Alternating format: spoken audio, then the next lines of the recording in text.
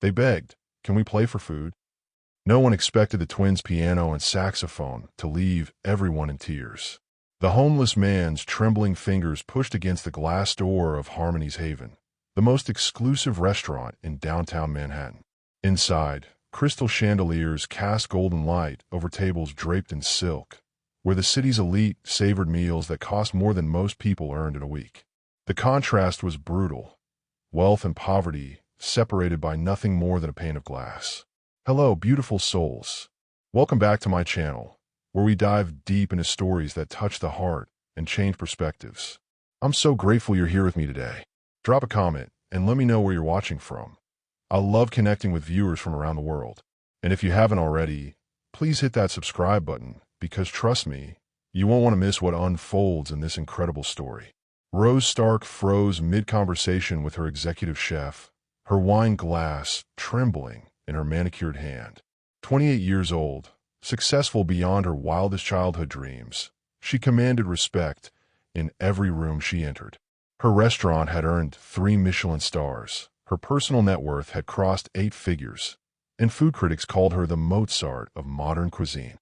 But right now, none of that mattered, because the hollow-eyed stranger pressing his face against her restaurant's window looked exactly like the man who had abandoned her and her twin brother 17 years ago. "Ma'am," the hostess approached nervously. "There's a situation. The homeless gentleman outside is asking for food scraps. Should I call security?" Rose's throat constricted. The man's gaunt cheekbones, the way his left eyebrow had that distinctive scar, the particular slope of his shoulders, even ravaged by years of street living, she knew that silhouette. It haunted her nightmares and fueled her ambitions in equal measure. Her twin brother Jack emerged from the kitchen, his chef's coat pristine white, his dark hair perfectly styled. At 28, he shared Rose's success and her demons. The Star twins were New York's culinary royalty, their rags-to-riches story inspiring documentaries and best-selling memoirs. They owned 5 restaurants, had their own cooking show, and donated millions to children's charities. "Rose, what's wrong? You look like you've seen a—" Jack's words died as his gaze followed hers to the window. His knife clattered to the marble floor. Outside, Vincent Lannister swayed on unsteady legs, his torn jacket hanging off his skeletal frame like a burial shroud. The same hands that once threw 11-year-old Rose and Jack out into the freezing December night now begged for mercy from strangers. The same voice that screamed, "I never wanted you brats anyway," now whispered pleas for leftover bread. "It can't be," Jack breathed, but his voice cracked with recognition. Rose's mind catapulted back to that December evening 17 years ago, the night their mother's funeral flowers were still fresh, the night Vincent decided 2 grieving children were too much burden for a man drowning in debt and despair. She remembered his exact words, "I'm done. You're old enough to figure it out." She remembered the door slamming, the lock clicking, the sound of his car disappearing into the night forever. She remembered the hunger that followed, the gnawing, desperate hunger that drove 2 terrified children to do the unthinkable. "Should I?" The hostess started again. "No." Rose's voice was barely a whisper. Her legs felt like they might buckle, but 17 years of surviving had taught her to stand when everything inside her wanted to collapse. "I'll handle this." Jack grabbed her arm. "Rose, don't. After what he did to us." "He doesn't know who we are," she said, studying Vincent's weathered face. "Look at him, Jack. Really look. He thinks we're dead. He never even tried to find us." The bitter irony wasn't lost on either twin. They had spent years dreaming of this moment, the day their father would see what they'd become, would realize the children he threw away had grown into something magnificent despite his cruelty.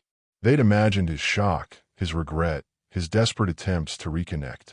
They never imagined he'd show up broken and begging at their door, not even recognizing the empire his abandoned children had built from their pain. Vincent pressed his palm against the glass, leaving a grimy handprint. His lips moved in silent prayer or plea. The same mouth that once told them they were worthless now begged for the charity of strangers. Rose felt her chest tighten with a cocktail of rage, grief, and something else, something that terrified her more than anger ever could. Because despite everything, despite the years of therapy and success and careful emotional walls, Seeing Vincent Lannister broken and desperate stirred something unexpected in her heart. "What are we going to do?" Jack whispered. "That was the question, wasn't it? What do you do when the man who destroyed your childhood shows up begging for the very thing he once denied you? Basic human kindness." Rose had built her fortune on one simple philosophy: no child should ever go hungry. Every meal served at Harmony's Haven funded another free lunch program, another scholarship, another chance for a kid like she'd once been. She'd spent millions ensuring other children never experienced what she and Jack had endured. But this wasn't just any hungry person at her door. This was Vincent Lannister, the man who taught her that love was conditional and family was a luxury she couldn't afford. The man whose abandonment had forged her into steel and taught her that survival meant never depending on anyone. And now he needed her. But why should that matter after what he put them through? What could possibly drive two children to survive 18 years of his abandonment, only to face this impossible choice? Rose's hand shook as she set down her wine glass, the memory of that December night crashing over her like a tsunami. The restaurant's warmth felt suffocating suddenly, the laughter of her wealthy patrons a cruel soundtrack to the ghost standing outside her door. "Take a breath," Jack murmured, moving closer to his sister. Even now, at 28, they still read each other's panic attacks with twin telepathy. His calloused chef's hands that had learned to create beauty from scraps, gently touched her shoulder. "We survived him once. We can survive seeing him again." But survival wasn't the question anymore, was it? The question was what kind of people they had become in Vincent's absence. Rose Stark had built her empire on a foundation of controlled fury and relentless determination.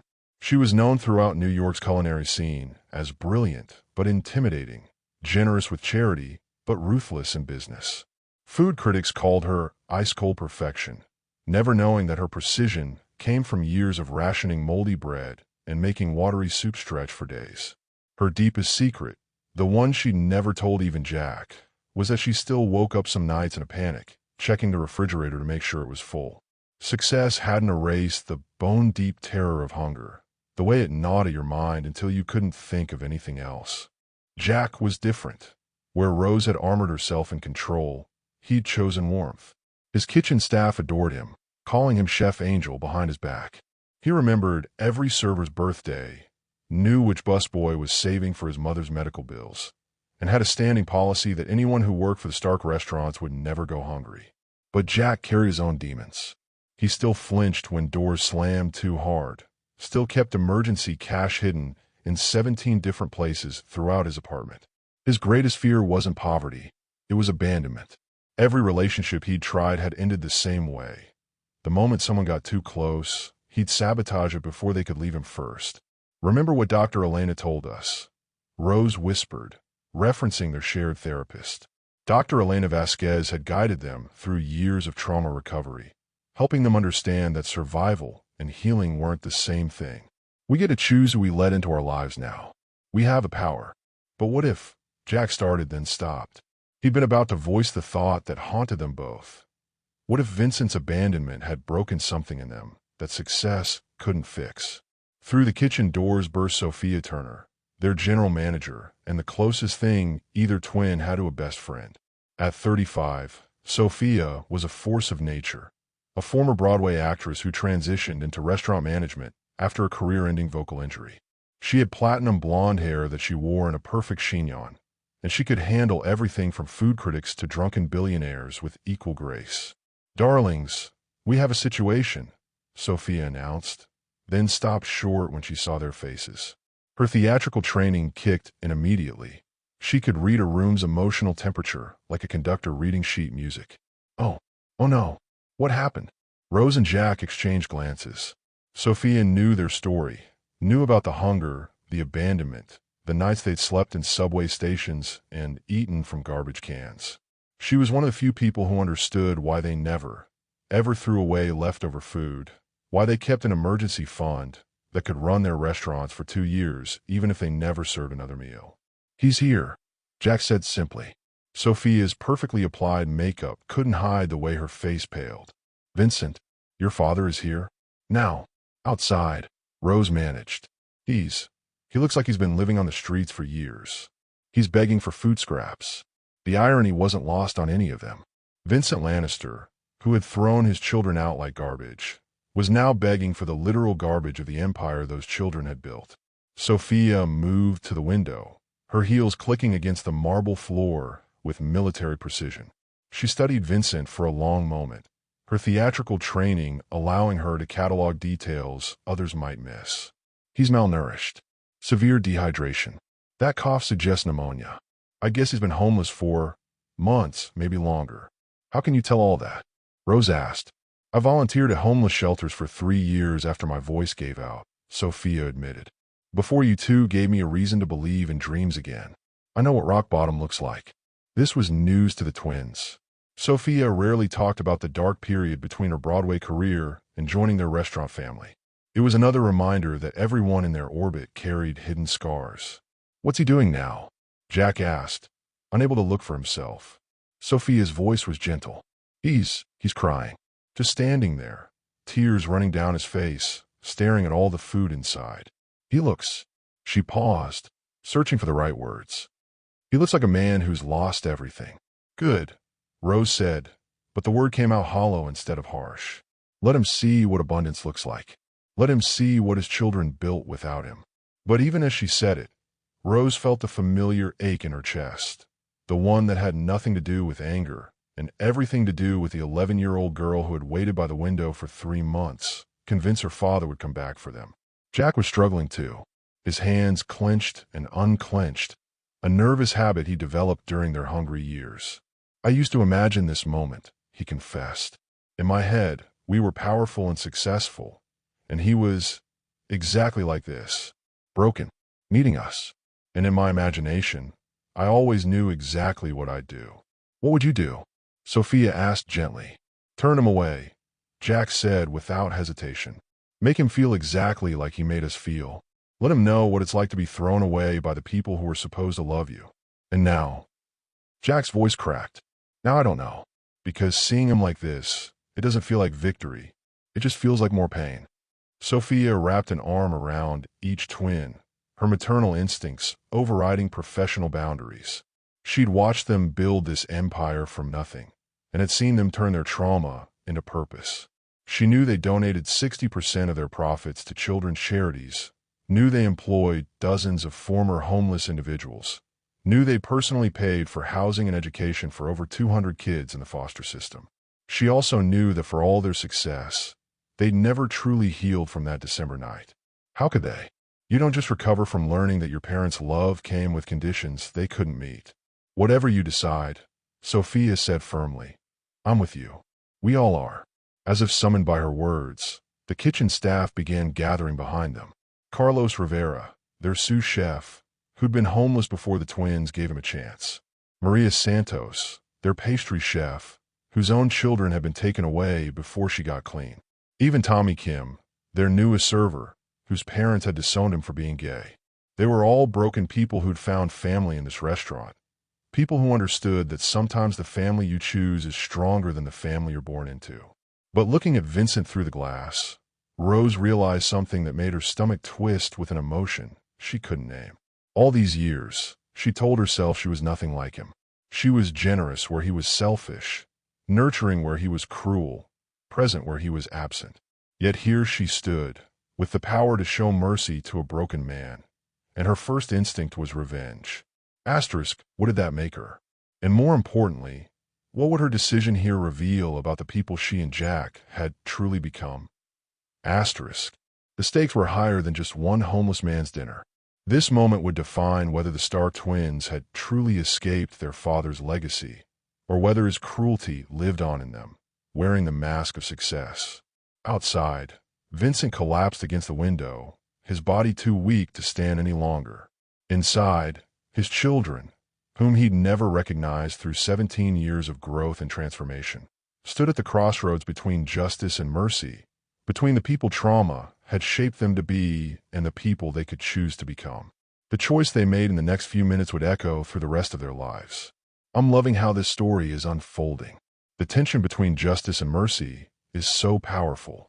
What do you think Rose and Jack should do? Drop your thoughts in the comments below. I read every single one and love hearing your perspectives on these complex moral dilemmas. The decision was made for them. Vincent's knees buckled, and he crumpled against the restaurant's glass door like a discarded newspaper in the wind. His thin frame hit the pavement with a sickening thud that somehow cut through the classical music and dinner conversation inside Harmony's haven. Jesus Christ, Sophia breathed, already moving toward the door. He's collapsed. Rose felt her legs unlock before her brain caught up. 17 years of carefully constructed walls crumbled in an instant as she watched her father, the man she'd spent nearly 2 decades hating, convulsing on the sidewalk outside her restaurant. Blood seeped from where his head had struck the concrete. "Call 911, she commanded, her voice switching to the tone that had made her one of New York's most respected restaurateurs. But inside, she was 11 years old again, watching helplessly as another parent slipped away from her. Jack was already moving, grabbing the emergency medical kit they kept behind the bar. His hands shook as he pulled on latex gloves. Hands that could create culinary masterpieces now reduced to trembling as he faced the man who destroyed their childhood. They burst through the front door together, the December air hitting them like a slap. Vincent lay motionless on the sidewalk, his breathing shallow and ragged. Up close, Rose could see the full extent of his deterioration. His clothes hung off a frame that had once been strong enough to carry her on his shoulders during happier times. Times she'd tried so hard to forget. Sir, can you hear me?" Jack knelt beside Vincent, his professional composure warring with personal anguish. He'd taken a CPR class after their mother died, terrified of being helpless again if someone he loved collapsed. Vincent's eyes fluttered open, unfocused and glassy. His lips moved, forming words too quiet to hear.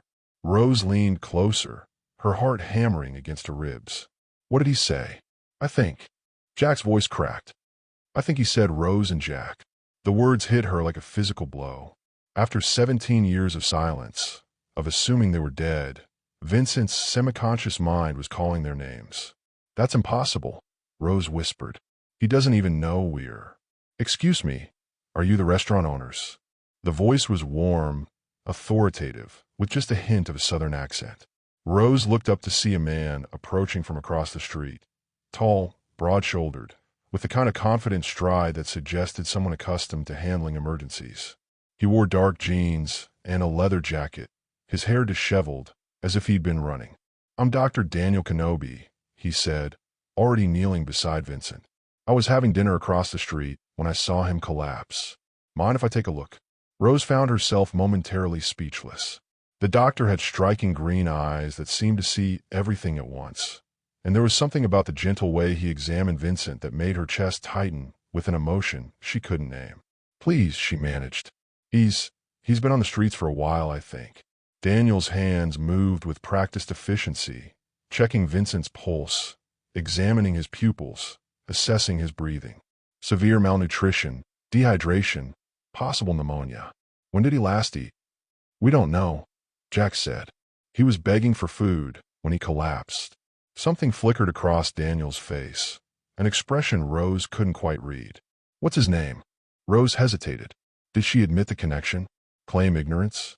Before she could decide, Vincent's eyes opened again, more focused this time. "Vincent," he whispered, his voice like sandpaper. "Vincent Lannister." Daniel went completely still. The professional mask slipped from his face, replaced by something that looked like shock, maybe even recognition. "Did you just say Vincent Lannister?" Daniel's voice was carefully controlled, but Rose caught the underlying tension. "You know him?" Rose asked, studying Daniel's face for clues. The ambulance sirens were getting closer, but Daniel seemed oblivious to everything except the man lying before him. "I need to ask you both something, and I need you to answer honestly. What's your relationship to this man?" Rose felt trapped between honesty and self-preservation. Something in Daniel's tone suggested this question carried weight beyond simple medical concern. She started, then stopped.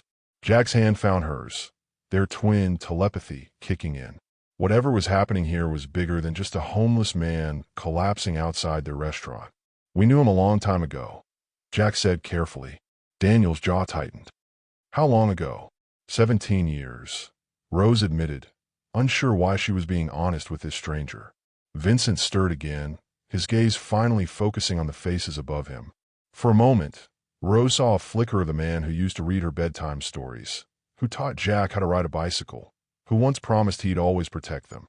Then recognition dawned in Vincent's eyes, and his face crumpled with an anguish so profound it took Rose's breath away. Rose? Jack? His voice broke on her names. My God, it's really you. You're alive. The words contained 17 years of grief, regret, and desperate hope. But before either twin could respond, Daniel stood abruptly, his face pale. I think there's something you both need to know, Daniel said, his voice heavy with a burden Rose couldn't fathom. About why your father disappeared. About what really happened that night. The ambulance screamed around the corner, emergency lights painting the scene in alternating red and blue. But Rose barely noticed. Her world had narrowed to Daniel's next words, and the impossible possibility that everything she believed about her abandonment might be wrong. I'm a trauma surgeon at Mount Sinai, Daniel continued, his eyes never leaving hers. But I'm also a volunteer coordinator for missing persons cases. Vincent Lannister has been on our active search list for 17 years. That's impossible, Rose breathed. He's been looking for you, Daniel said simply. He never stopped looking for you. The revelation hit Rose like a physical blow. Everything she'd built her identity on, the abandonment, the betrayal, the certainty that Vincent had thrown them away like garbage, suddenly felt as unstable as sand. That can't be true, Jack said, but his voice wavered. He left us. He chose to leave. Daniel pulled out his phone, scrolling through something with urgent fingers. 3 weeks after you disappeared, Vincent filed a missing persons report. He hired private investigators. He mortgaged his house, sold everything he owned to fund the search. He's been homeless for the last 8 years because he spent everything looking for you. The world tilted on its axis. Rose felt like she was falling even though she was still standing. But the night he left us, she whispered, he said he was done. He said we were old enough to figure it out. What if, Daniel said gently, what if you misunderstood what you heard? Vincent's hand reached out, trembling, toward Rose's face. When he spoke, his voice carried 17 years of desperate love and unbearable regret. I said I was done, fighting with the social worker, done letting them threaten to separate you. I said you were old enough to understand why I had to hide you. The EMTs were loading Vincent onto a stretcher, but his eyes never left his children's faces. They were going to take you away from me, he whispered as they wheeled him toward the ambulance. Child services. They said I was an unfit parent after your mother died. I told you to hide in the basement until I came back. I was going to take you somewhere safe, somewhere they could never find us. Rose's legs gave out. Jack caught her as the full weight of 17 years of misunderstanding crashed over them both. They hadn't been abandoned. They'd been hidden. And when they'd emerged from that basement, after waiting for hours, terrified and confused, they'd run away from the very father who was desperately searching for them. Wait, Rose called out as the EMTs prepared to load Vincent into the ambulance. Which hospital? Mount Sinai, Daniel said, his eyes soft with understanding. I'll make sure he gets the best care. As the ambulance doors closed on their father who had never stopped loving them, never stopped searching, Rose realized that her entire life had been built on a tragic misunderstanding. And the man standing beside her, with his gentle hands and knowing eyes, somehow held the key to 17 years of lost time. But how? And more importantly, what else didn't she know about that night? Could 17 years of pain and success built on abandonment really crumble in a single moment of truth? And what did Dr. Daniel Kenobi know about their family that he wasn't telling them? This story is getting more complex by the minute. What do you think really happened that night 17 years ago? I have chills just thinking about the misunderstanding that tore this family apart. Make sure you're subscribed because the next part is going to reveal even more shocking truths that will change everything you think you know about this family's story. Mount Sinai Hospital's emergency room smelled like disinfectant and desperation. Rose paced the waiting area like a caged animal, her designer heels clicking against linoleum that had seen too much grief. Beside her, Jack sat motionless in a plastic chair, staring at his hands as if they belonged to someone else. 17 years. Rose muttered for the 100th time. 17 years of thinking he threw us away like garbage. We need to focus on the facts, Jack said, but his voice was hollow. What if Daniel is wrong? What if there's another explanation?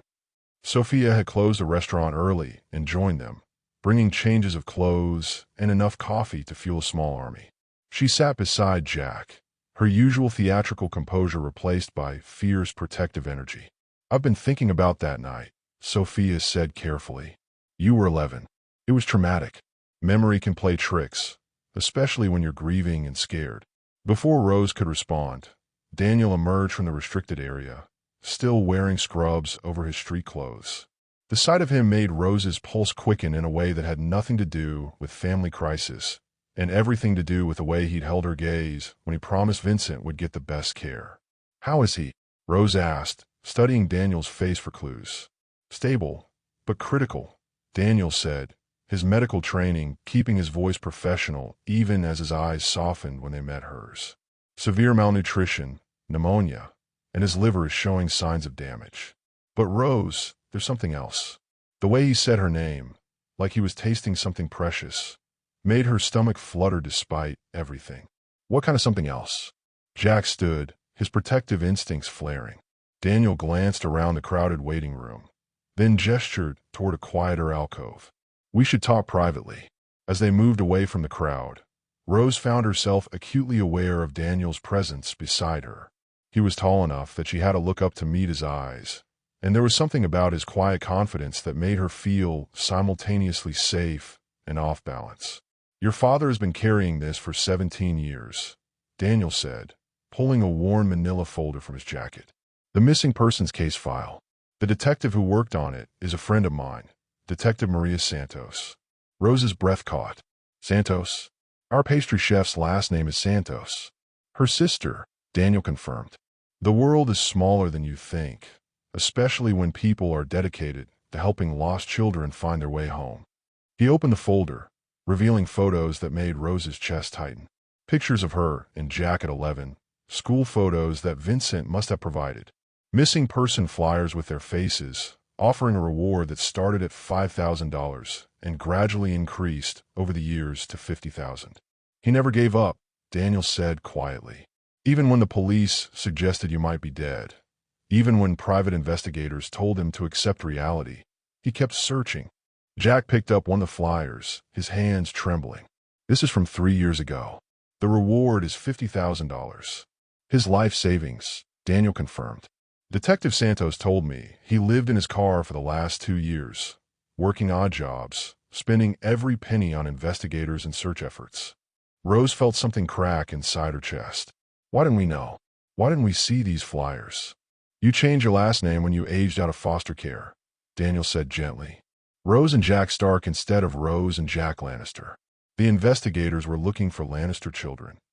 The cruel irony wasn't lost on any of them. They'd taken their mother's maiden name to distance themselves from Vincent, inadvertently making themselves impossible to find. "There's more," Daniel continued, his voice growing softer. "Vincent has been volunteering at homeless shelters for years. He said he knew if you were alive, you might end up on the streets like him. He wanted to be where he could find you if you needed help." Rose's carefully constructed walls were crumbling faster than she could repair them. Every revelation painted Vincent not as the monster she'd imagined, but as a father broken by loss and desperate to reunite with his children. "I don't understand," she whispered. "That night, when we were hiding in the basement, we heard him talking to someone. He sounded angry, frustrated. He said he was done, that we were old enough to figure it out." Daniel's expression grew troubled. "There's something about that night that doesn't add up." According to the police report, Vincent filed the missing persons report at 3 a.m. He said he'd gone out to get supplies for hiding you somewhere safe, and when he came back, you were gone. "But we waited for hours," Jack insisted. "We waited until morning, then we got scared and ran." "Vincent's timeline has him returning at midnight," Daniel said carefully. "He says he never left you for more than 2 hours." The discrepancy hung in the air like a question mark. Either Vincent was lying, their memories were wrong, or something else had happened that night, something none of them understood. "Can we see him?" Rose asked, her voice barely audible. "He's been sedated, but he's stable. The doctors want to keep him under observation for at least 48 hours. Daniel hesitated, then continued. "Rose, there's something else you should know. About me." The way he said it made her stomach drop. What about you? I wasn't just having dinner across the street tonight. I've been following Vincent's case for 3 years, ever since I started volunteering with missing persons. When Detective Santos told me he'd been spotted in your neighborhood, asking about high-end restaurants, Daniel ran a hand through his hair. I've been hoping he'd find you. Rose felt the ground shift beneath her feet again. You knew who we were before tonight. I suspected, Daniel admitted. The Stark twins, successful restaurateurs who donate heavily to children's charities, who employ former homeless individuals, who started from nothing. He met her eyes. It fit the profile of survivors who turned their pain into purpose. So this whole meeting, your concern for Vincent, it's all part of some case study. Rose's voice turned cold, protective walls slamming back into place. No. Daniel stepped closer, his voice urgent. Rose, no. This stopped being about the case the moment I saw you tonight. The way you looked at him, the pain in your eyes. I've never felt anything like what I felt watching you hurt. The raw honesty in his voice made Rose's breath catch. She was falling for him. She realized with startling clarity. In the middle of the most emotionally devastating night of her life, she was falling for a man who'd been watching her family's tragedy unfold from the shadows. I need some air, she said abruptly, pushing past him toward the hospital exit. Daniel followed, catching up to her in the parking garage. Rose, please. Let me explain. Explain what? She whirled to face him, tears threatening to spill over. That you've been studying us like lab rats? That our pain is your hobby? That I've been praying for 3 years that Vincent would find his children because I know what it's like to lose a family and never get them back? The quiet admission stopped Rose's retreat. There was something broken in Daniel's voice, something that recognized the specific ache of a family torn apart. My younger sister disappeared when she was 16, Daniel said, his professional composure finally cracking. Ran away after a fight with our parents. We never found her. It's been 8 years, and I still wake up thinking maybe today will be the day she comes home. Rose felt her anger deflate, replaced by something more dangerous, understanding. That's why you volunteer with missing persons. That's why I became a doctor, Daniel corrected. So I could save people the way no one could save Emma. And when I heard about Vincent's case, about a father who refused to give up, he shrugged helplessly. I couldn't let go of it either. They stood in the fluorescent-lit garage, 2 people carrying different versions of the same wound. Rose found herself studying Daniel's face, seeing past the confident doctor to the grieving brother underneath. You really think he never stopped looking for us? She asked quietly. I know he didn't. Daniel pulled out his phone, scrolling to a video file. Detective Santos gave me this last week. Security footage from a homeless shelter downtown. The video showed Vincent, clearly recognizable despite his deteriorated state, showing a worn photograph to a shelter worker. Even on the grainy footage, Rose could see it was the same school photo from the missing persons flyer. He does this everywhere he goes, Daniel said softly. Shows your picture. Asks if anyone has seen you. The shelter workers know him. They call him the father who never forgot. Rose pressed her hand to her mouth, overwhelmed by the image of Vincent spending years showing their 11-year-old faces to strangers, refusing to accept that his children might be gone forever. We have to figure out what really happened that night, she said finally. The timeline doesn't make sense. If he was only gone for 2 hours, and we waited until morning. There's someone who might have answers, Daniel said carefully. Mrs. Henderson, your next-door neighbor from 17 years ago. She's still alive, still living in the same house. Detective Santos interviewed her when Vincent first filed the report. Rose felt a chill run down her spine. Mrs. Henderson had been ancient even when they were children, a reclusive woman who watched the neighborhood from behind her curtains. What did she tell the detective? Daniel's expression grew troubled. That's just it. She told Detective Santos she saw Vincent leave that night around 8 p.m. and come back around midnight, exactly like he said. But she also said she saw something else. What? A social services van parked outside your house from 10 p.m. until 2 a.m. The revelation hit Rose like a physical blow. If social services had been there during the time they were hiding, if they'd been waiting for Vincent to return, oh my God, she breathed. We weren't hiding from Vincent. We were hiding from them. But if that was true, what had really happened when Vincent came home to find his children gone? And why couldn't any of them remember it clearly? The truth was bigger than abandonment or misunderstanding. It was about a system that might have torn their family apart while they were too young and too scared to understand what was happening. The plot thickens. It seems like there are more players in this tragedy than we realized. What do you think happened with social services that night? Drop your theories in the comments. I'm fascinated by how complex family trauma can be and how much healing depends on understanding the whole truth. Mrs. Henderson's house looked like a relic from another era, unchanged from the night 17 years ago when two terrified children had fled into the darkness. The elderly woman who answered the door was frilier than Rose remembered, but her eyes were sharp as ever, the eyes of someone who had spent decades watching the neighborhood's secrets unfold. "I wondered when you'd come," Mrs. Henderson said, stepping aside to let Rose, Jack, and Daniel enter. "I've been keeping something for you all these years." The living room was a museum of memories, filled with newspaper clippings and photographs spanning decades. But what caught Rose's attention was a cardboard box sitting prominently on the coffee table, labeled in shaky handwriting, "For Rose and Jack Lannister, when they come home." "You knew we'd come back?" Jack asked, his voice tight with emotion. Mrs. Henderson settled into her worn armchair with the careful movements of someone whose bones remembered pain. "I knew Vincent would never stop looking, and I knew that someday the truth would have to come out." Daniel leaned forward, his medical training evident in the gentle way he addressed the elderly woman. "Mrs. Henderson, Detective Santos said you saw a social services van that night.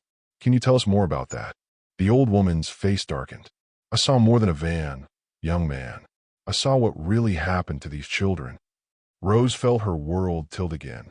Every revelation seemed to upend everything she thought she knew about that night. "What do you mean?" she whispered. Mrs. Henderson opened the cardboard box with trembling hands, revealing a collection of items that made Rose's breath catch. A small notebook, several photographs, and what looked like official documents. That night, Vincent left around 8 p.m., just like he told the police. He said he was going to get supplies, maybe find a safe place for you children to stay while he fought the custody battle. Mrs. Henderson's voice grew heavy with sorrow, but he wasn't the only one watching his house. She pulled out a photograph, a Polaroid taken from her window, showing the social services van parked outside their childhood home. The timestamp read 9:47 p.m. They came after Vincent left. 3 people, 2 social workers and a police officer. They had paperwork, emergency removal orders.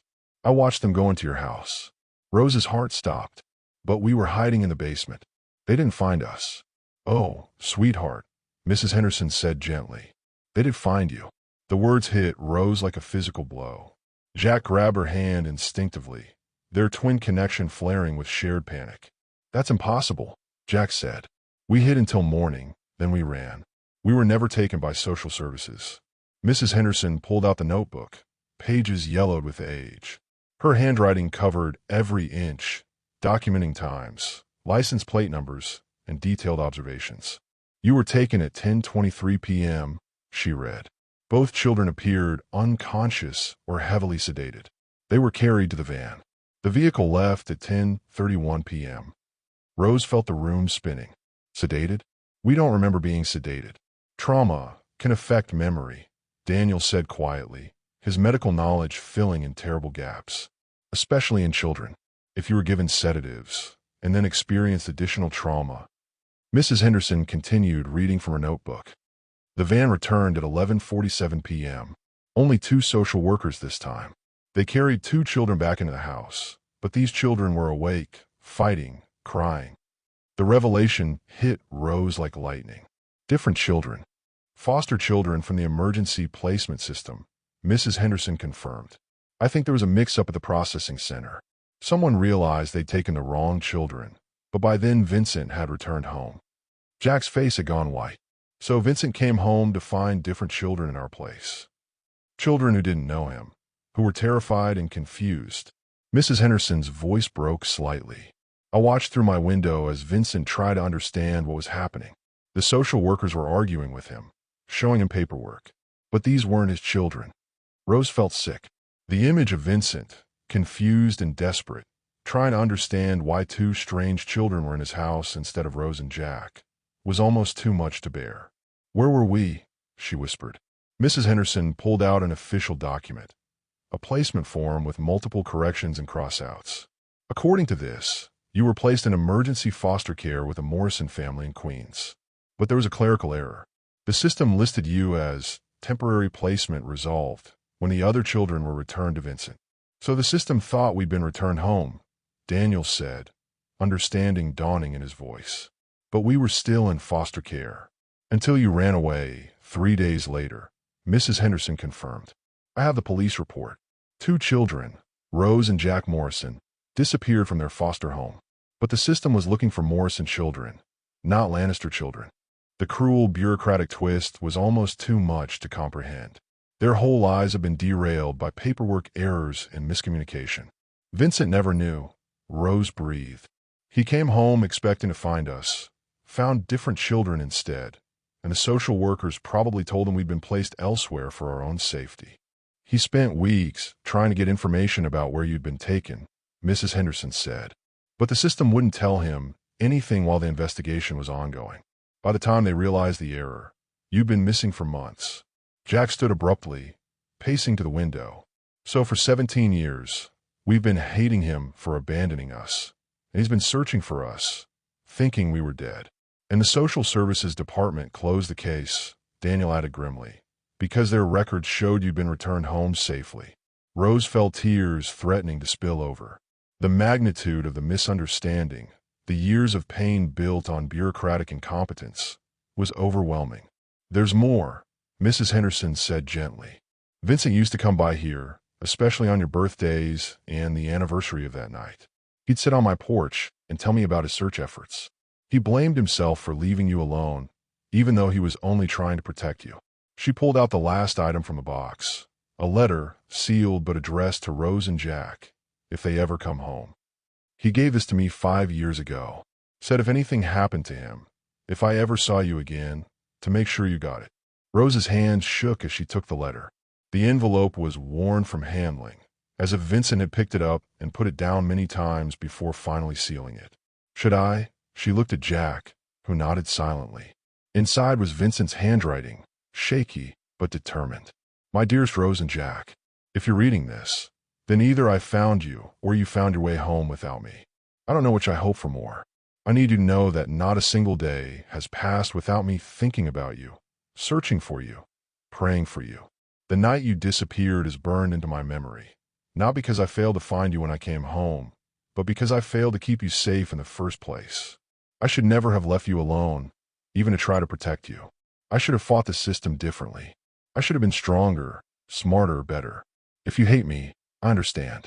If you never want to see me again, I'll respect that. But please know that you were never unwanted, never unloved, never abandoned by choice. You were the best parts of your mother and me, and losing you broke something in me that never healed. I kept searching because the alternative, accepting that you were gone forever, would have meant giving up on the most important thing I've ever done, being your father.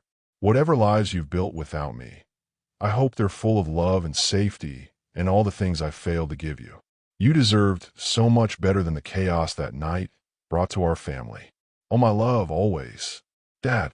Rose was crying openly now, 17 years of misdirected anger, dissolving into grief for time lost and love misunderstood. Jack moved to wrap his arms around her, both twins finally understanding the true scope of their family's tragedy. Daniel watched them process this revelation, his own eyes bright with unshed tears. When Rose looked up at him through her tears, something passed between them, a recognition of shared pain and the possibility of healing. I need to see him, Rose said urgently. I need to tell him we understand now. He's been waiting 17 years to hear that, Daniel said softly. But as they prepared to leave Mrs. Henderson's house, Daniel's phone buzzed with an urgent message. His face went pale as he read it. What is it? Rose asked, her stomach dropping at his expression. It's the hospital, Daniel said grimly. Vincent's condition has taken a turn for the worse. They don't think he's going to make it through the night. The revelation that had finally reunited them with the truth might have come too late to reunite them with their father. After 17 years of searching, after finally understanding what really happened that night, would Rose and Jack lose Vincent forever just when they'd found him again? And could their newfound love for Daniel survive the weight of potentially losing their father all over again. My heart is absolutely breaking for this family. The bureaucratic nightmare that tore them apart is so tragically realistic. If you're feeling as emotional as I am right now, drop a comment and let me know. Sometimes we need to share these feelings with others who understand the power of family love. The fluorescent lights of Mount Sinai's ICU cast everything in harsh, clinical shadows. Rose pressed her palm against the glass window of Vincent's room, watching the rhythmic rise and fall of his chest, a movement sustained only by machines that beeped ominously in the sterile air. His liver is failing, Daniel explained quietly, his voice stripped of the warmth she'd grown to crave. Years of malnutrition and exposure have taken their toll. Without a transplant, he didn't need to finish. Rose could read the prognosis in his carefully neutral expression, in the way the other doctors avoided eye contact when they discussed Vincent's case. How long? Jack asked, his voice barely audible. Hours. Maybe a day. The words hit Rose like a physical blow. After 17 years of hating Vincent for abandoning them, after finally learning the truth, they had less than 24 hours to rebuild a relationship that bureaucratic incompetence had destroyed. Can we go in? Rose asked. Daniel hesitated, and something in that pause made Rose's stomach clench with dread. There's something else. Something I should have told you earlier. The careful distance in his voice was new, professional rather than personal. It was the tone of Dr. Daniel Kenobi, not the man who'd held her gaze in a hospital parking garage and admitted his own family's tragedy. What is it? Rose demanded, her protective walls slamming back into place. Vincent doesn't have insurance. Street living, no fixed address, no documentation. The hospital is required to provide emergency care, but long-term treatment, specialist care, potential liver transplant. Daniel ran a hand through his hair. The billing department is already asking questions. Rose felt her world shift again, but this time with familiar fury. Are you telling me that my father is going to die because he can't pay? I'm telling you that I've been trying to navigate the system to get him the care he needs, but there are protocols, review boards, insurance requirements. Then we'll pay. Jack interrupted. Whatever it costs, we'll pay. Daniel's expression grew more troubled. It's not that simple. There are legal complexities when family members suddenly appear, claiming responsibility for a patient. The hospital's ethics committee is reviewing the case. Ethics committee. Rose's voice turned dangerously quiet. What ethics are they reviewing, exactly? Whether allowing recently reconnected family members to make expensive medical decisions for a patient who's been estranged for 17 years represents sound medical judgment or emotional manipulation. The words hit Rose like a slap. Emotional manipulation? Rose, you have to understand, from the outside, this looks like a wealthy family suddenly appearing when an expensive medical situation arises. The committee has to consider the possibility that you're either taking advantage of Vincent's condition or that he might be taking advantage of yours. That's insane, Jack said, his voice rising. He's our father. Can you prove that? Daniel asked quietly. DNA tests take time. Legal documentation of paternity, especially when children have changed their names, takes even longer. And Vincent is unconscious, unable to consent to testing or confirming your relationship. Rose felt the ground disappearing beneath her feet. Every bureaucratic obstacle that had separated them as children was rising again, threatening to keep them apart even as Vincent lay dying. So what are you saying? She whispered. I'm saying that as his attending physician, I'm caught between wanting to help your family and following medical ethics protocols. If I advocate too strongly for expensive treatment without proper documentation, I could lose my medical license. The words created a chasm between them that felt uncrossable. Rose stared at Daniel, seeing not the man who'd understood her pain, but the doctor who was choosing hospital policy over her dying father. I see, she said, her voice turning cold. So when it comes down to it, your career is more important than his life. That's not fair, Daniel said, but Rose was already turning away. Fair, she laughed bitterly. What's fair about any of this? What's fair about losing 17 years because of paperwork errors? What's fair about finding him again just in time to watch bureaucracy kill him? Sophia appeared in the hallway, her usual composure replaced by grim determination. Rose, we need to talk. Privately. They moved to a family consultation room. where Sophia's expression prepared Rose for another blow. "I've been making calls," Sophia said without preamble, trying to expedite the medical decision process. "But there's a problem." "What now?" Jack asked wearily. "Someone has been asking questions about your family situation, about the restaurant's finances, about your charitable contributions, about whether this sudden family reunion might be connected to tax benefits or publicity." Rose felt her blood turn to ice. "Who? I don't know yet. But whoever it is has connections. They've contacted the hospital's board of directors, the ethics committee, even the state medical board. They're suggesting that this whole situation is a publicity stunt designed to enhance your restaurant's reputation." The cruelty of it was breathtaking. Their private family tragedy was being weaponized against them by someone with unknown motives and powerful connections. "This can't be happening," Rose whispered. But it was happening. As if summoned by her worst fears, a stern-faced woman in an expensive suit appeared in the doorway. "Miss Stark, I'm Jennifer Wormwood from the hospital's legal department. I need to speak with you about Vincent Lannister's case." The next hour was a nightmare of legal terminology and bureaucratic obstacles. Ms. Wormwood explained, in carefully neutral language, that the hospital had received concerns about the family situation and would need to conduct a full investigation before allowing Rose and Jack to make medical decisions for Vincent. "How long will that take?" Rose asked through gritted teeth. "Given the complexity of the situation, potentially several weeks." "He doesn't have several weeks," Jack said desperately. "He has hours."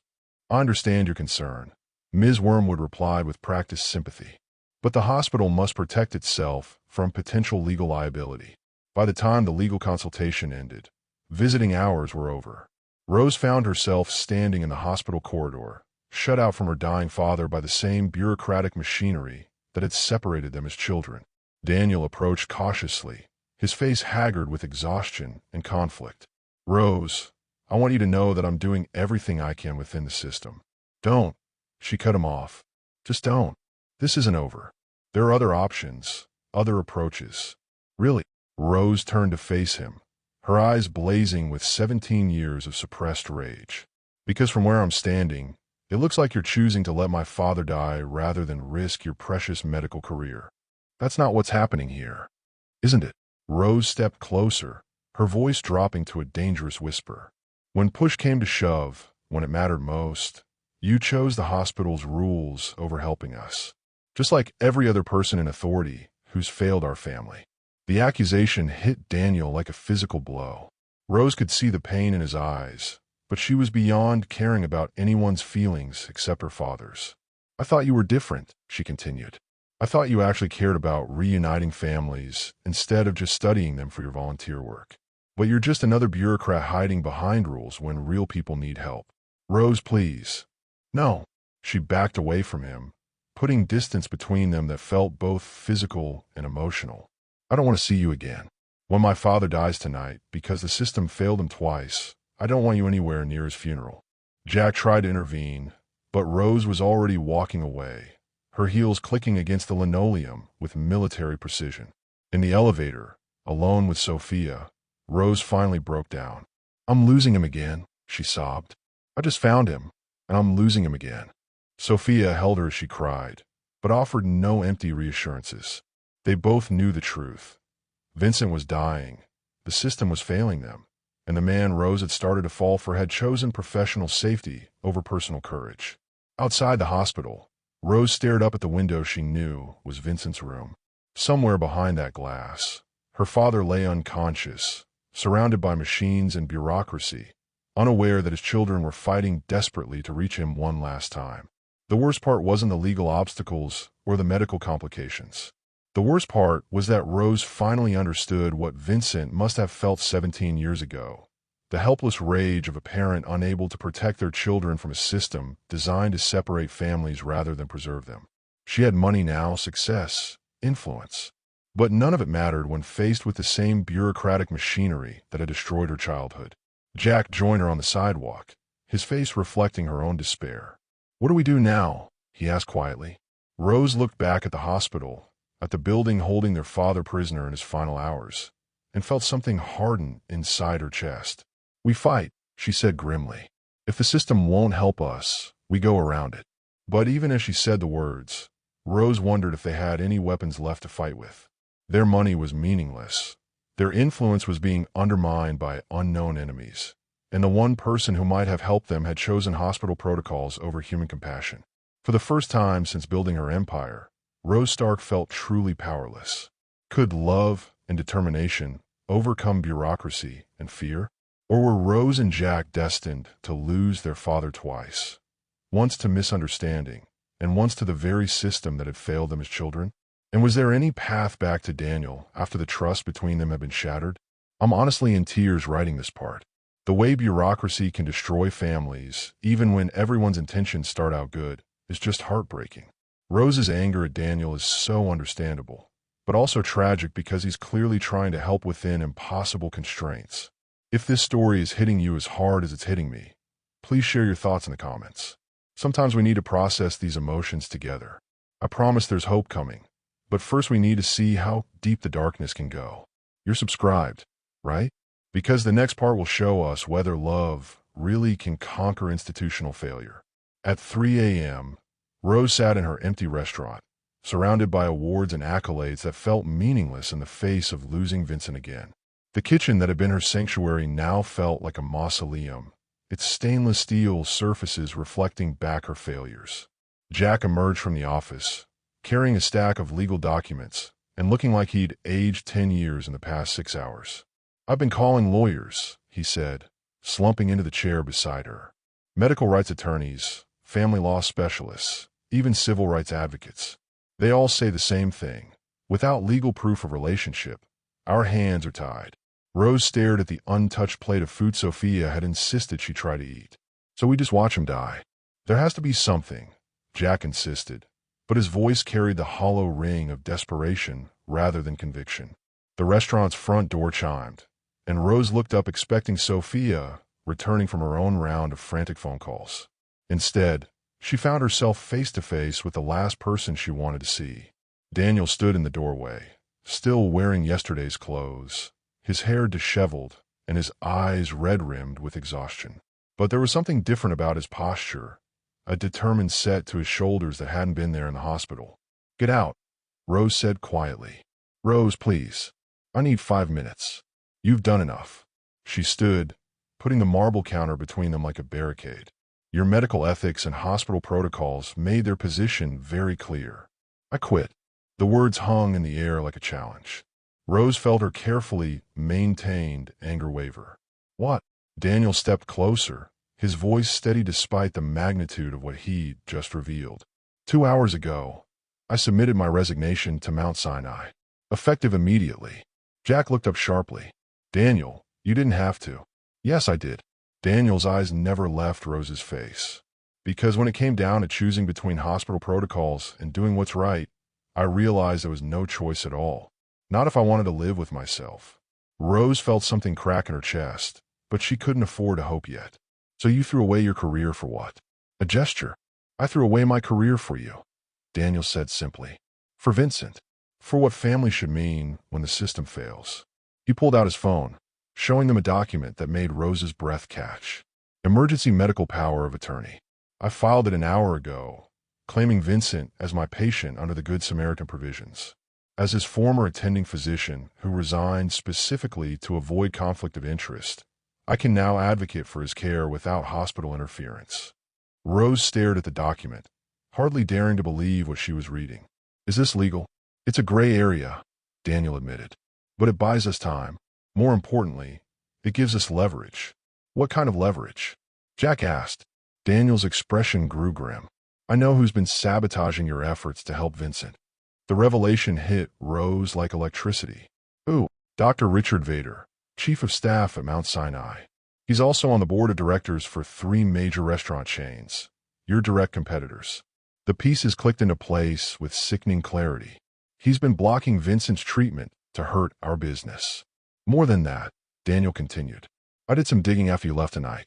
Vader has been building a case to suggest that your charitable work, your donations to children's causes, your employment of former homeless individuals, all of it is a publicity scheme designed to corner the market on socially conscious dining." Rose felt rage building in her chest, but this time it was focused and purposeful rather than desperate and scattered.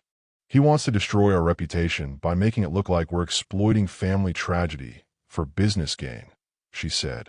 And if Vincent dies while you're fighting legal battles for his care, it supports his narrative that your family reunion was staged for publicity. Jack slammed his fist on the counter. That's insane. Who would believe that? People who don't know you, Daniel said quietly. People who see wealthy restaurateurs suddenly claiming a homeless father they've never mentioned in any interviews or documentaries about your success story. Rose felt the familiar sensation of walls closing in, but this time she refused to accept defeat. 17 years ago, she and Jack had been powerless children at the mercy of systems designed to help but equipped to harm. Now they were adults with resources, connections, and most importantly, the truth. What do we need to prove Vincent is our father? She asked, her strategic mind finally clicking into gear. DNA evidence would be conclusive, but it takes weeks, Daniel said. What about other evidence? School records, medical records, anything from before that night. Jack's eyes lit up. Rose, Mrs. Henderson's box. She had photographs, documents. And I know someone who might have access to sealed social services records from that night, Daniel added. Detective Santos. She's been following Vincent's case for years, and she has connections in the system. For the first time in hours, Rose felt hope stirring in her chest. How quickly can we get everything together? If Detective Santos can access the original case files, if Mrs. Henderson's documentation is sufficient, and if we can get an emergency hearing. Daniel calculated quickly. Maybe 6 hours. Vincent doesn't have 6 hours, Rose said. Daniel met her eyes steadily. Then we do this differently. We go public. The suggestion was audacious and terrifying. Rose had spent years carefully controlling her public image, protecting her privacy, keeping her childhood trauma out of the spotlight. You mean tell the media about Vincent? Jack asked. I mean tell the media everything, Daniel said. The whole story. The bureaucratic failures that separated you, the 17-year search, Vincent's current situation, and Dr. Vader's interference. Make it impossible for the hospital to hide behind policies when the whole city is watching. Rose felt her stomach clench. That would expose everything. Our childhood, the foster system failures, all of it. Yes, Daniel said gently. It would also save Vincent's life. The choice was stark. Privacy or Vincent's survival. Rose looked at Jack, seeing her own struggle reflected in his face. They'd built their success partly on maintaining an air of mystery about their past, allowing people to project their own stories onto the Stark twins' rise from poverty. Revealing the full truth would make them vulnerable in ways success never had. There's something else, Daniel continued. If we do this, if we expose the systemic failures and medical corruption, it won't just help Vincent. It will help other families caught in the same impossible situations. Rose thought about the missing persons cases Daniel volunteered with, about his sister Emma who had never come home, about all the Vincent Lannisters and Rose Starks whose stories ended in tragedy because the systems meant to protect families failed them instead. What we need to do, she asked. Daniel pulled out a business card. I have a contact at Channel 7 News, investigative journalist who specializes in medical ethics violations. If we call her now, she could have a crew here within the hour. Rose felt the familiar flutter of terror that came with truly important decisions. But underneath the fear was something stronger, the same determination that had driven two 11-year-old children to survive on the streets rather than accept defeat. Jack, she asked. Her twin brother straightened, and she saw their mother's fierce protectiveness in his eyes. Vincent searched for us for 17 years. The least we could do is fight for him for one night. Rose turned back to Daniel, studying the man who had given up his career to stand with her family. The anger she'd felt toward him had transformed into something deeper, gratitude, admiration, and the kind of love that only grows stronger under pressure. Why? She asked quietly. Why risk everything for people you barely know? Daniel stepped closer, his voice soft but unwavering. Because I've spent 3 years watching Vincent refuse to give up hope. Because I've spent 8 years wishing someone had fought that hard for Emma. And because watching you fight for your family made me fall in love with the kind of person you are when everything else is stripped away. The admission hung between them like a bridge across the chasm her anger had created. Rose felt her careful walls crumbling, not from external pressure, but from the simple recognition that Daniel had seen her at her most vulnerable and chosen to stand beside her anyway. "If we do this," she said, "there's no going back. Our whole lives become public property. Our whole lives already belong to each other." Jack said simply, "Vincent, you, me, we're family. Everything else is just noise." Rose looked around her restaurant, at the empire she'd built from pain and determination, at the success that had felt so important until tonight. None of it mattered compared to the man lying unconscious in a hospital bed, the man who had never stopped searching for his children. "Make the call," she told Daniel. As he dialed the news station, Rose felt something shift inside her chest. The frightened, abandoned child who had spent 17 years building walls was finally ready to tear them down. Not in defeat, but in the kind of courage that only comes from having something worth fighting for. Vincent had spent 17 years refusing to give up on them. Now it was their turn to refuse to give up on him. But would exposing their story to the world be enough to save Vincent's life? And could Rose and Jack handle the scrutiny that would come with making their private pain public? The next few hours would determine whether love truly could triumph over institutional failure, or whether some battles were too big even for the power of family. "I'm getting goosebumps." Daniel quitting his job to help them is such a powerful moment, and I love how Rose is finally ready to be vulnerable for the right reasons. This feels like the moment where everything could change. What do you think about their decision to go public?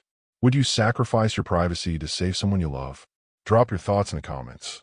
I love seeing how these moral dilemmas resonate with different people. I promise you won't be prepared for how this all comes together. Make sure you're subscribed because you do not want to miss how this family's story concludes. Channel 7's newsroom at 5 a.m. buzzed with the controlled chaos of breaking news. Rose sat under harsh studio lights, her usual polished appearance replaced by raw authenticity. No makeup artist could have created the kind of genuine emotion that 17 years of pain had etched into her features. Beside her, Jack gripped a folder containing Mrs. Henderson's photographs and Vincent's letter. Across from them, investigative journalist Carmen Sandiego leaned forward with the intensity of someone who recognized a story that could change lives. "We're going live in 60 seconds, Carmen said, her voice gentle but urgent. "Are you ready for this?" Rose thought about Vincent lying unconscious 3 miles away, about Dr. Vader's machinations, about the system that had failed their family twice. She thought about Daniel, who had sacrificed his career to stand with them, and about all the other families trapped by bureaucratic indifference. "We're ready," she said. The red light flashed on. "Good morning, New York. I'm Carmen Sandiego with a breaking story that exposes shocking corruption in our medical system and a 17-year search for love that will leave you in tears." For the next 20 minutes, Rose and Jack told their story without filters or protective walls. They showed Vincent's letter, Mrs. Henderson's photographs, and the missing persons flyers that documented a father's relentless search. They explained the bureaucratic error that had separated them and the medical corruption that was now threatening Vincent's life. But it was Jack's revelation that created the real earthquake. "What people don't know about our father," Jack said, his voice thick with emotion, "is that while he was searching for us, he was also helping other families. We found out last night that Vincent has assisted in the recovery of over 40 missing children in the past 17 years. Rose felt her breath catch. This was news to her too. 40 children, Carmen prompted. Jack nodded, pulling out documentation that Daniel had discovered in Vincent's belongings. Every time Vincent visited a homeless shelter, every city he searched, he carried photographs of other missing children along with ours. He'd become an unofficial liaison between homeless communities and missing persons detectives. The revelation was stunning. Vincent hadn't just searched for his own children. He'd turned his pain into purpose, using his position in the homeless community to help other families avoid his fate. He told shelter workers that if he couldn't find his own children, at least he could help other parents find theirs. Rose added, tears flowing freely now. Detective Santos confirmed that Vincent Lannister is personally responsible for more successful missing persons recoveries than any civilian in New York State history. Carmen's professional composure cracked slightly. And this man is being denied medical care because of bureaucratic politics. Because Dr. Richard Vader sees our family's reunion as a threat to his business interests. Rose said, no longer caring about lawsuits or professional courtesy. He's willing to let a hero die to protect restaurant profit margins. The story exploded across social media within minutes of airing. Hashtag Save Vincent Lannister began trending as viewers shared the segment, adding their own stories of bureaucratic failures and systemic corruption. But it was the flood of families coming forward, families whose children Vincent had helped reunite, that created the real firestorm. By 7 a.m., Mount Sinai's phone lines were jammed with calls demanding Vincent receive proper care. By 8 a.m., protesters had gathered outside the hospital. By 9 a.m., the mayor's office was involved. Rose and Jack raced back to the hospital to find it surrounded by news trucks and supporters holding signs reading, "Heroes don't die for hospital politics," and "Vincent Lannister saved our family." But it was the sight of Dr. Vader being escorted out of the building by security that told Rose the tide had truly turned. Daniel met them at the hospital entrance, his face exhausted but triumphant. The medical board held an emergency session an hour ago. Vader's been suspended pending investigation, and Vincent has been approved for immediate liver transplant evaluation. Rose felt her knees buckle with relief. "Is he conscious?" Daniel said, his smile breaking through his professional composure, and asking for his children. The elevator ride to the ICU felt like the longest journey of Rose's life. Through the window of Vincent's room, she could see him sitting up slightly, no longer the skeletal figure who had collapsed outside her restaurant, but recognizably the father she remembered from childhood. When they entered the room, Vincent's eyes, clearer now with proper hydration and medication, filled with tears that had been 17 years in the making. "Rose," he whispered, his voice hoarse but strong. "Jack, my beautiful children." Rose approached the bed hesitantly, 17 years of protective barriers warring with 17 years of suppressed love. When Vincent reached out a trembling hand, she took it without hesitation. "Dad," she said, the word feeling both foreign and perfectly natural. "We're so sorry. We believe you left us." "I never left you," Vincent said firmly, his grip surprisingly strong. "Not for a single day. Not for a single moment. Even when I couldn't find you, I carried you with me everywhere." Jack moved to the other side of the bed, his own tears flowing freely. "We saw the missing persons flyers. We know what you sacrificed looking for us. And we know about the other families you helped," Rose added. 40 children, Dad. You saved 40 children while you were searching for us." Vincent's face crumpled with an emotion Rose had never seen before. Proud grief, if such a thing existed. "I couldn't save you," he said. "But maybe I could save someone else's children. Maybe I could spare other parents the pain of not knowing."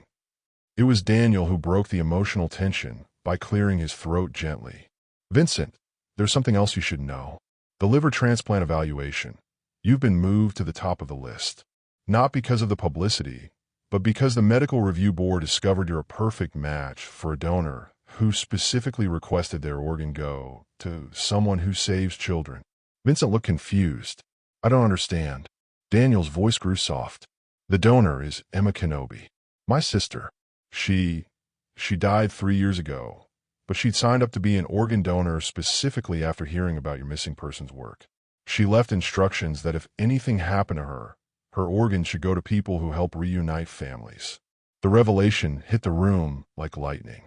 Rose stared at Daniel, understanding flooding through her with devastating clarity. "Your sister Emma," she whispered. "She wasn't just missing. She was found," Daniel said quietly. 2 years after she disappeared, Vincent found her. She was living in a homeless camp in Philadelphia, struggling with addiction and afraid to come home. Vincent convinced her to call me, helped her get into treatment, and stayed with her through recovery. Rose felt the world shift again, but this time toward perfect, impossible symmetry. "Emma wanted to thank Vincent properly," Daniel continued. "But by the time she was healthy enough, he moved on to another city in his search for you. She spent the last year of her life working with missing persons organizations, inspired by his example." Vincent was crying openly now. "Emma, sweet Emma. She reminded me so much of you, Rose. Same stubborn determination, same fierce heart. She died in a car accident 8 months ago," Daniel said, his voice steady despite the pain. But her final wish was that her organs go to people who embodied the kind of selfless love Vincent had shown her. The circle was complete in a way that defied coincidence and entered the realm of destiny. Vincent had spent 17 years searching for his children while saving other people's children, including the sister of the man who would ultimately save his life and capture his daughter's heart. "So when do we do the surgery?" Rose asked, understanding that this was no longer about bureaucracy or corruption, but about love completing its long journey home. "Tomorrow morning," Daniel said. "The donor organ is being prepped now."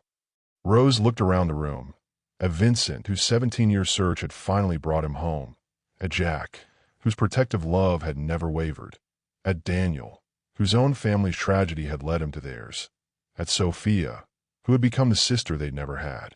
For the first time since that December night, 17 years ago, Rose felt like she was exactly where she belonged. "There's one more thing," Vincent said weakly, reaching under his pillow. "Something I've been carrying for 17 years, waiting to give back to you." He pulled out two small objects that made Rose's heart stop: their mother's wedding ring and their father's watch, the only valuable things they'd owned as children, items Rose had assumed were lost forever. "I never sold them," Vincent said simply. "No matter how hungry I got, no matter how desperate things became, they belonged to your mother and to you. I was saving them for when I found you again." Rose took the ring with shaking hands, feeling the weight of 17 years of love and sacrifice condensed into a simple gold band. Outside the hospital window, dawn was breaking over New York City. The protesters had become celebrants. Families Vincent had helped were sharing their stories with news crews, and hashtag Vincent Lannister was trending worldwide as people shared their own stories of love persevering against impossible odds. But inside room 314, none of that mattered. What mattered was a father and his children, finally home. The surgery would come tomorrow, with all its risks and hopes. The investigation into Dr. Vader would continue, likely exposing corruption that would help other families. The media attention would eventually fade, leaving them to rebuild their relationship in private. But tonight, for the first time in 17 years, the Lannister family was complete again. And sometimes, that's all the miracle anyone needs. I'm absolutely sobbing. The connection between Daniel's sister Emma and Vincent is just... I can't even handle how perfect and heartbreaking and beautiful that is. This story has completely destroyed me in the best possible way. If you're crying too, please let me know in the comments. Stories like this remind us that love really can triumph over any obstacle, and that sometimes the most broken people become the greatest heroes. We're almost at the end, but the next part is going to give us the perfect, satisfying conclusion this family deserves. You're subscribed, right? Because you absolutely cannot miss how this incredible journey ends. 6 months later, the grand reopening of Harmony's Haven felt like a celebration 17 years in the making. Rose stood at the entrance of a restaurant, watching as guests filtered in for what the media had dubbed New York's most heartwarming dining experience. But the real magic wasn't in the Michelin stars or the celebrity chef accolades. It was in the details that told a story of love reclaimed. Vincent Lannister, healthy and radiant after his successful liver transplant, moved through the dining room with the confident grace of a man who had finally found his place in the world. At 62, he looked younger than he had at 45, his face filled out with proper nutrition and his eyes bright with purpose. He wore a custom suit that Jack had insisted on buying, but more importantly, he wore the smile of a father surrounded by his children. "Table 12 needs extra bread," Vincent called out to the kitchen, his voice carrying the warmth that had made him legendary among New York's homeless community. "The little girl reminds me of someone I used to know." Rose smiled, recognizing the gentle teasing. Table 12 was occupied by an 11-year-old girl whose parents had specifically requested Vincent as their server. One of dozens of families who visited Harmony's Haven, not just for the food, but for the chance to meet the man who had reunited missing children with their families. The restaurant's transformation reflected the family's journey. Where once there had been stark elegance designed to intimidate, now there was warmth that invited. The walls displayed a carefully curated collection of photographs. Missing children who had been found, families reunited, and testimonials from the Vincent Lannister Foundation for Missing Persons, the charity Rose and Jack had established in their father's honor. "Table for two," Daniel approached the hostess station, looking devastatingly handsome in a dark blue suit that complemented his eyes. After leaving Mount Sinai, he'd opened a private practice specializing in trauma recovery and family therapy. But tonight he was simply Rose's boyfriend of 6 months, still discovering new ways to make her heart race. Dr. Kenobi, the hostess said with a knowing smile. Ms. Stark is expecting you in the private dining room. Daniel made his way through the restaurant, nodding to familiar faces. Dr. Vader's corruption scandal had sent shockwaves through New York's medical community, resulting in policy changes that protected families from bureaucratic interference. Daniel's testimony had been crucial in the investigation, and his new practice had a 6-month waiting list of families seeking his expertise. But more than professional success, Daniel had found something he'd stopped believing in after Emma's death: the possibility of a love that could heal old wounds while creating something entirely new. The private dining room was intimate and softly lit, with a view of the kitchen where Jack was putting finishing touches on what looked like a masterpiece. Through the glass, Daniel could see the choreographed chaos that had made the Stark twins famous. But now there was joy in it, not just precision. Rose turned as he entered, and Daniel felt the same breathless moment he experienced every time he saw her. She wore a midnight blue dress that highlighted her eyes, but it was her expression that stopped him, peaceful in a way she'd never been during those first intense weeks of their relationship. "How was the medical conference?" she asked, moving into his arms with the natural ease that had developed between them. "Productive," Daniel said, kissing her softly. "But I spent most of it missing you." "Good." Rose smiled against his lips. "I'd be worried if you didn't." They were interrupted by the arrival of Sophia, who burst through the doors with her characteristic dramatic flair, followed by Jack carrying a champagne bottle that looked expensive enough to fund a small restaurant. "Are we ready for the most important toast of our lives?" Sophia demanded, her eyes bright with excitement she was failing to hide. "What's the occasion?" Daniel asked, though he had a suspicion that made his heart race. Rose took his hand, her expression shifting to something vulnerable and hopeful. "Daniel, these past 6 months have taught me something I never thought I'd believe again." "What's that?" "That love doesn't abandon you. That the right person will fight for you, sacrifice for you, stand with you when everything falls apart." She reached in her purse, pulling out a small velvet box that made Daniel's breath catch. "That sometimes the most broken people find each other and create something beautiful." Daniel stared at the box, his mind reeling. "Rose, are you proposing?" "Yes." Rose opened the box to reveal a simple platinum band. "Because you taught me that vulnerability isn't weakness, it's courage. And I want to be courageous with you for the rest of our lives." The role reversal was so perfectly Rose, taking control of the moment, making the grand gesture, refusing to wait for someone else to determine her future. Daniel felt laughter and tears mixing as he looked at the woman who had turned his world upside down in the best possible way. "Yes," he said simply, pulling her into his arms. "Yes to everything." Jack popped the champagne as Sophia burst into theatrical tears, and Vincent appeared in the doorway as if summoned by the celebration. "What did I miss?" Vincent asked, his face breaking into a grin as he took in the scene. "Your daughter just proposed to me," Daniel said, still slightly stunned. Vincent's expression grew serious for a moment, the protective father asserting himself despite the joy of the occasion. "And what did you say?" "I said yes, sir." Vincent studied Daniel's face for a long moment, then broke into the kind of smile that had helped him convince 47 missing children to call their families. "Good," Vincent said firmly, "because if you'd said no, I'd have had to question your judgment." The laughter that filled the room was rich with shared joy and the kind of love that survives anything. As they toasted with champagne and surrounded each other with the warmth of their chosen family, Rose reflected on the journey that had brought them here. 17 years ago, 2 terrified children had fled into the night, convinced they'd been abandoned by the only parent they had left. Tonight, those same children stood as successful adults, surrounded by love and planning a future that honored both their past and their dreams. The Vincent Lannister Foundation had already helped reunite 18 families in 6 months.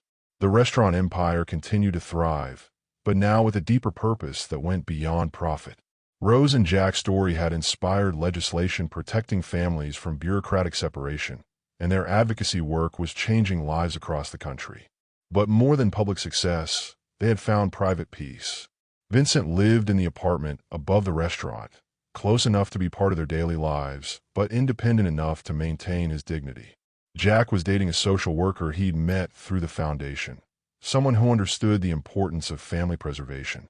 Sophia had been promoted to executive director of all their restaurants and was writing a memoir about finding a chosen family in unexpected places. And Rose had learned that love didn't require perfection or protection. It required presence, courage, and the willingness to believe that broken things could be made beautiful again. To family, Vincent said, raising his glass. The kind you're born into, the kind you choose, and the kind that refuses to let you go even when bureaucracy, time, and misunderstanding try to tear it apart. To love that finds a way, Rose added, her eyes meeting Daniel's. To second chances, Jack contributed. To the courage to be vulnerable, Sophia added with uncharacteristic sincerity. To Emma, Daniel said quietly, who taught us that even in loss, love continues. They drank to it all, to survival and success, to love found and family restored, to the foundation they'd built from pain and the future they were building from joy. Outside the restaurant windows, New York City hummed with its usual energy. Somewhere in those streets, there were other families separated by misunderstanding, other children waiting to be found, other love stories interrupted by systems designed to help but equipped to harm. But inside Harmony's haven, surrounded by the people who had chosen to be family, Rose Stark felt something she'd never expected to feel again. Complete. Not perfect. They were all still healing, still learning how to trust and love and hope, but complete in the way that only comes when you stop running from your past and start building your future with people who understand your scars. The engagement ring felt right on Daniel's finger, a symbol of promises they were both ready to keep. The foundation would continue its work, helping other families avoid their tragedy. The restaurants would thrive, providing not just meals, but hope that broken things could be made beautiful. And Vincent would continue being the father he'd always tried to be, present, loving, and proof that some searches end not in tragedy, but in triumph. And there we have it, Beautiful Souls. A story about love that refuses to give up, families that find their way back to each other, and the incredible power of second chances. I'm honestly crying happy tears as I finish writing this. What did you think of Rose proposing to Daniel? I love how this story shows that love comes in so many forms. Family love, romantic love, chosen family, and even the love that drives someone to help strangers for 17 years. If this story touched your heart like it touched mine, please leave a comment and let me know which part moved you most. And if you haven't already, smash that subscribe button, because stories like this are exactly what we need more of in the world. Reminders that no matter how dark things get, love really can find a way. Thank you for taking this incredible emotional journey with the Lannister family and me. Until next time, remember, you are loved, you are worth fighting for, and it's never too late for love to find its way home. Keep believing in beautiful endings.